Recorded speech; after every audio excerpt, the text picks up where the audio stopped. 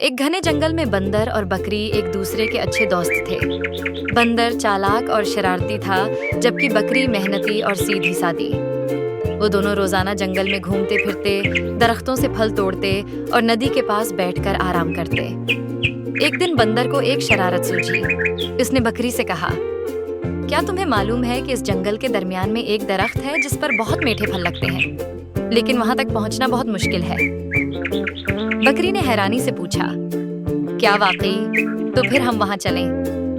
बंदर ने मुस्कुराते हुए कहा, हाँ, लेकिन दरख्त काफी ऊंचा है, शायद तुम वहां तक न पहुंच सको। बकरी ने हिम्मत से कहा, मैं कोशिश तो कर सकती हूँ। चुनांचा वो दोनों इस दरख्त की तरफ रवाना हुए। जब वो वहां पहुंचे तो बंदर ने फौरन दरख्त पर चढ़ना शुरू कर दिया। बकरी ने नीचे से उसे देखा और कहा, बंदर भाई, क्या तुम मेरे लिए भी कुछ फल तोड़ोगे? बंदर ने ऊपर से शरारता कहा, ये तो मेरे लिए हैं, अगर तुम्हें चाहिए तो खुद चढ़ कर लो।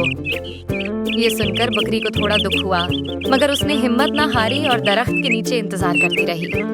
बंदर ने पेट भरकर फल खा लिए और बाकी फल नीचे फेंक दिए। बकरी ने वो फल उठाकर खा लिए और मुस्कुराकर बंदर से कहा, दोस्ती में कुछ लो और कुछ दो की बात होती है।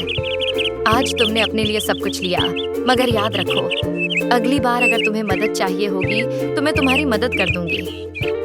ये सुनकर बंदर को अपनी गलती का एहसास हुआ। उसने बकरी से माफी मांगी और वादा किया कि वो आइंदा हमेशा एक दूसरे का ख्याल रखेंगे।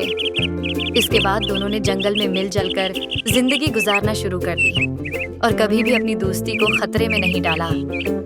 यूं बंदर और बकरी ने समझा कि दोस्ती में मोहब्बत और ईसार सबसे ज्यादा अहम है।